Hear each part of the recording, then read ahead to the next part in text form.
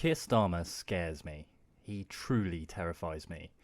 Ever since he's come into power, all we've seen is right-wing slash centrist policies coming through. So what I thought I'd do for this video is just go through some of the things he's actually done throughout 2020 and really explore what exactly it is that Keir Starmer is trying to get and what people actually think that he's going to deliver.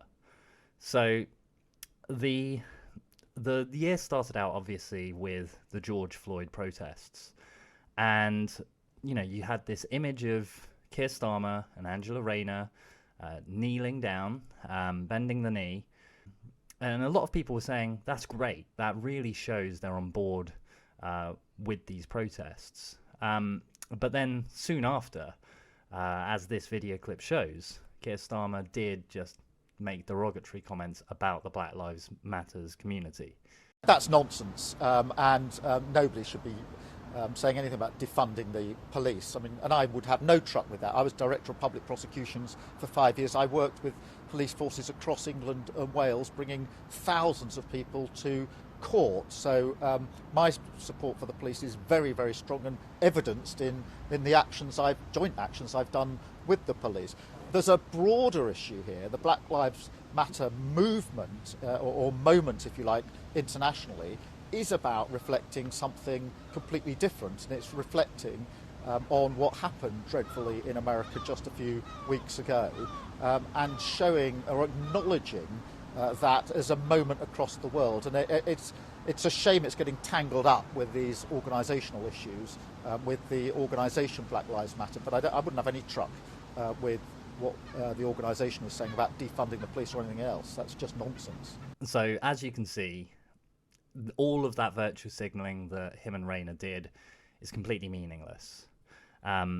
So basically, if you have a look at the Grey Zone, there's a fantastic article there from earlier in the year.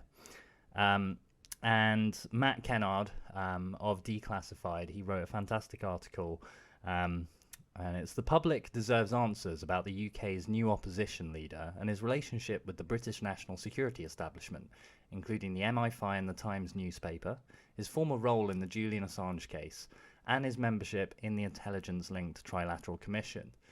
So you probably have heard about his links with the Trilateral Commission. It's a right-wing think tank.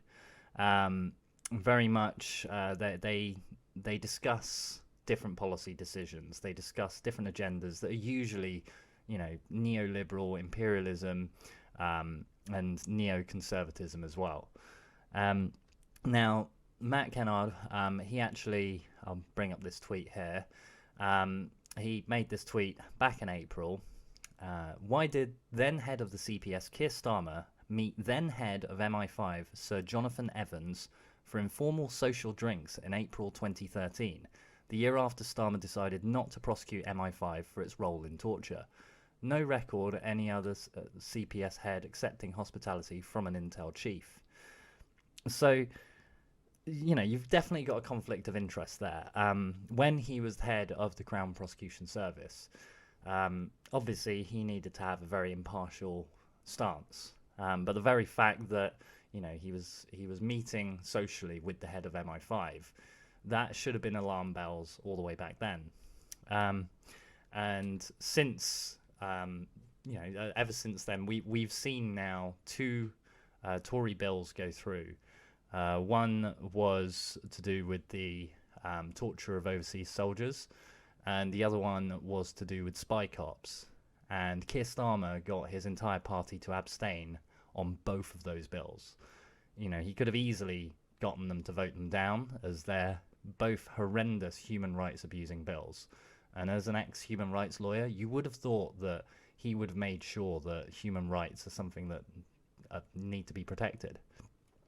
So, yeah, I mean, he's already been part of the establishment for a long time, had these links with the intelligence services.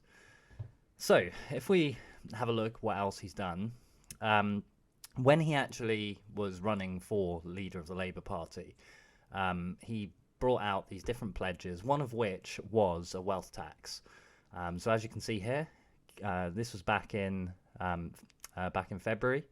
Keir Starmer says raising taxes for top 5% of earners remains his priority. Labour leader says that he is not ditching his campaign pledge, and maybe even bolder.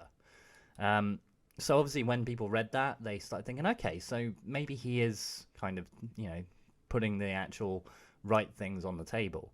But then you skip forward a few months, there's been nothing on it. And in fact, we've even had confirmation that it's something he's not actually looking at doing. So it says here, this was from July, Starmer refuses to back tax rises on the rich to pay for the COVID response. It's a marked shift in rhetoric from the Corbyn era. So it's really obvious to see why Starmer's been pushing to try and get Corbyn out. Obviously, Corbyn represented a proper movement, a proper socialist movement that was going to, do things like wealth taxes. It was going to look at nationalising things. It was basically the proper left-wing platform that Labour should have always had.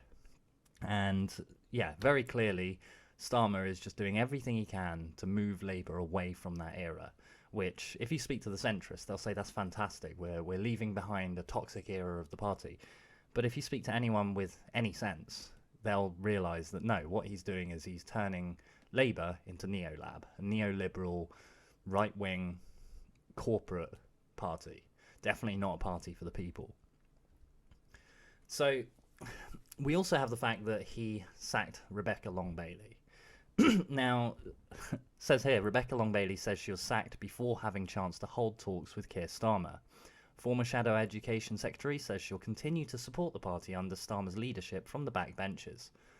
So the person that was supposed to carry on Corbynism, not only did he get rid of her, but she's now still supporting him. That's got to tell you everything about where she stands. I mean, I'm sure she's got some fantastic visions for where she wanted to take Labour, but whilst she's supporting the very man who got rid of her, the very man who got rid of Corbyn, there's no way I can stand with her, because I'm just thinking, hang on a minute, he stabbed you in the back, and you're just happy to support him. He set fire. You're the one who gave him the matches, basically. So yeah, I mean, anybody still supporting Starmer after this stuff, you have to question why they're doing that. Is it because they think it's morally right, or is it because they want to hold their position? I understand, obviously, holding a position is important to make sure any good policy gets through, but she's a backbencher. So, I mean, she could easily, still be there and still stand against Starmer, but she won't. She won't. So, I'm going to show you a video now. I only just found this today. I've been avoiding watching as much as possible when it comes to Keir Starmer and Boris Johnson, because they're both the same. But this clip, it shows that he was, well, we all know that he was trying to push Boris Johnson into keeping the schools open. And in this clip, he actually reveals he sent a secret letter supporting Boris Johnson in that decision. We still have not heard that. Those words from the right honourable gentleman. Will he now say school is safe? I've said it so many times. School is safe. My own children have been in school throughout. There's no issue on this. The Prime Minister's seeking to divide instead of... I wrote to him on the 18th of May in confidence and in private, offering my support to him to get kids back to school. The only reason they weren't back before the summer was because of his incompetent Education Secretary. As you can see, he's proudly talking about how he sent it in confidence. This is the type of leader Keir Starmer is going to be. He's willing to make backroom deals with the opposition that he's against in order to, push forward policies that, I mean, if you look at the science behind it, there is no reason that he should have been doing that. The moment we opened up the schools again, the infection rate, the R rate in schools massively jumped, and then we had to close them back down.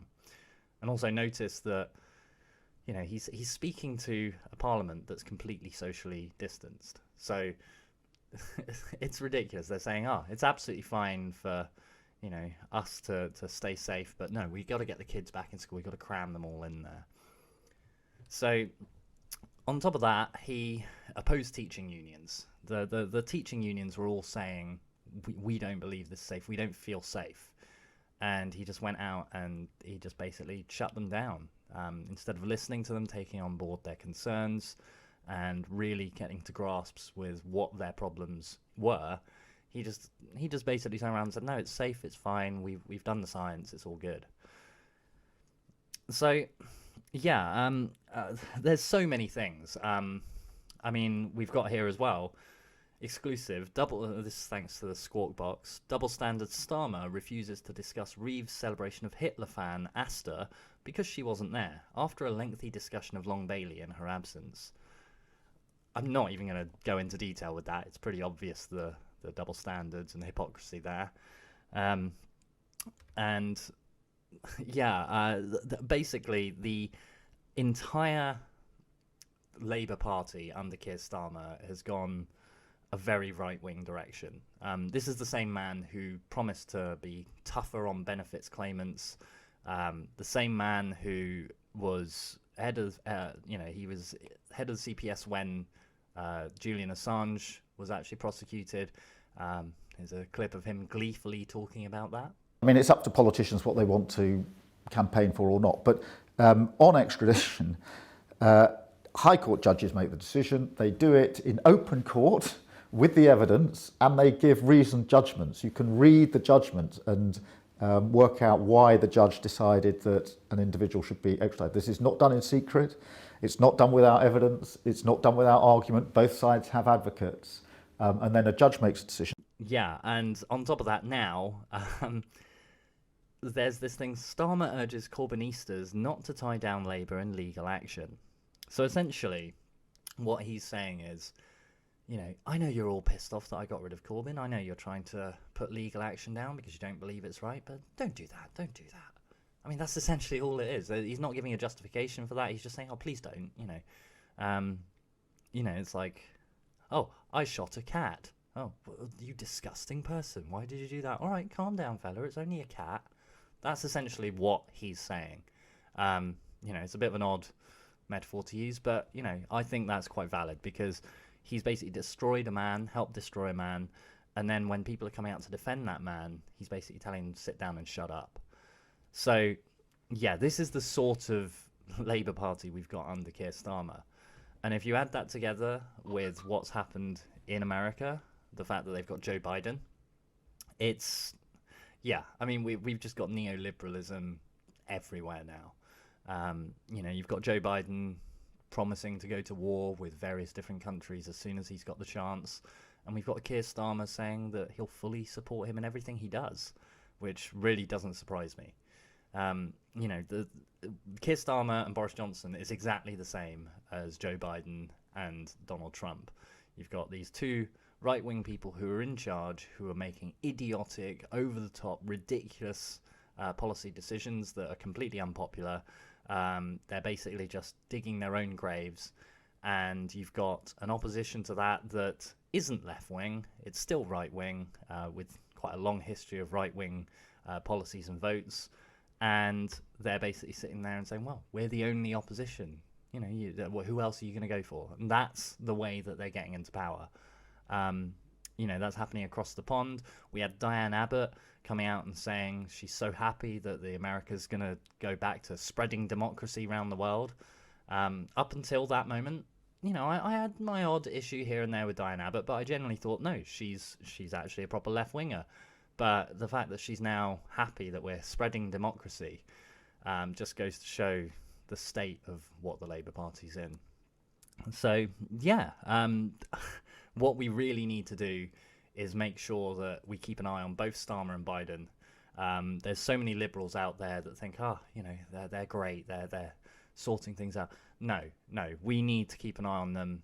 If anything, we need to keep an eye on them more than the right-wingers, because the right-wingers, they're digging their own graves, they're destroying themselves. They're eating themselves now. So that's why we need to concentrate on the supposed left opposition, because they're not left, they're not an opposition, and we really need to be careful about them.